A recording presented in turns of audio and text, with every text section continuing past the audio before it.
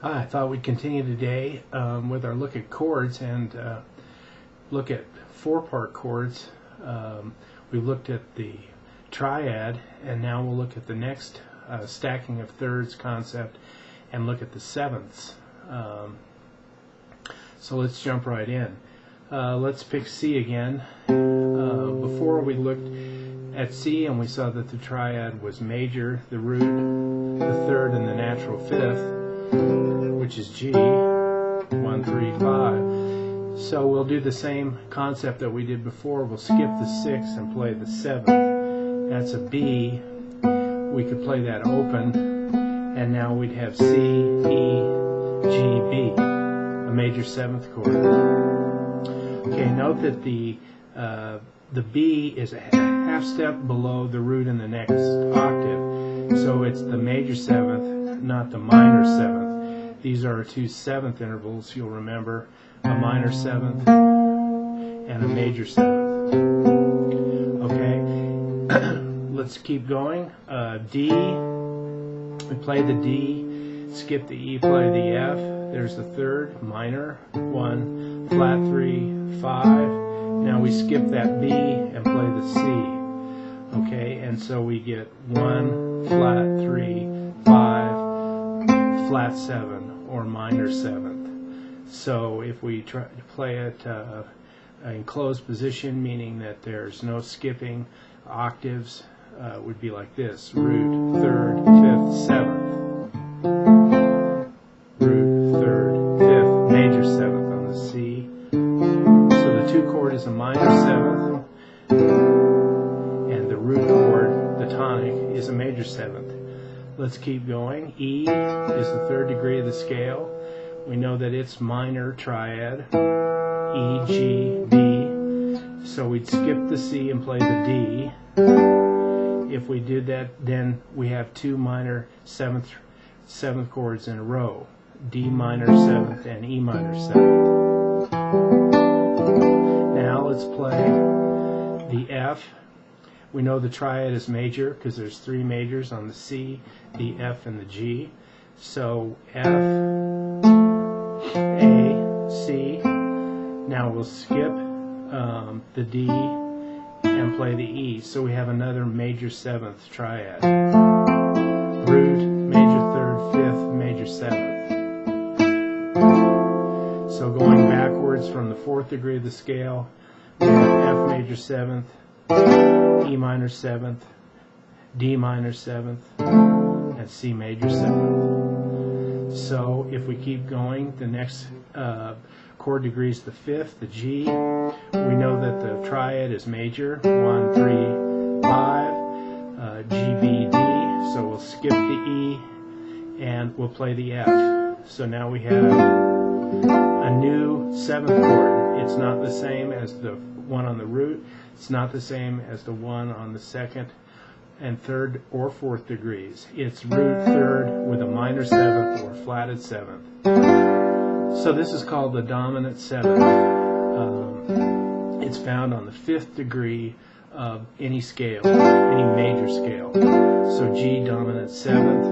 Going backwards, we'd have F major seventh on the 4, E minor seventh, excuse me, on the 3, D minor seventh on the 2, C major seventh on the 1. Now let's go up to the D, A. We know that that triad is minor, A, C, E. So we would skip the F, play the G. So now we'd have A minor seventh. So this triad is just like the ones on the 2 and the one on the 3. Okay? There's 3, there's 2, and A. Okay? Going to the last degree of the scale, the B. We know that that is a diminished triad. The root, the flat third, and the flatted fifth. Okay, that gives us F. If we skip the next note, the G, and play the A, then we have A minor 7, flat 5. It's minor 7th because the distance from the B to the A is a minor 7th, and the triad has a flatted fifth in it. So that's called B minor 7 flat 5. Oftentimes referred to as B half diminished. Okay, now the next tone was back to the root, the C, so we know we're back to the major 7th. So that gives us the 4 part chords on each scale degree of the major scale. Let's look at them in terms of how many of which type there are. There's 2 major 7ths. There's one on the C, and there's one on the F. This is another way to play the F major 7th. Root, major 3rd, 5th, major 7th. Okay, there's 3 minor 7ths.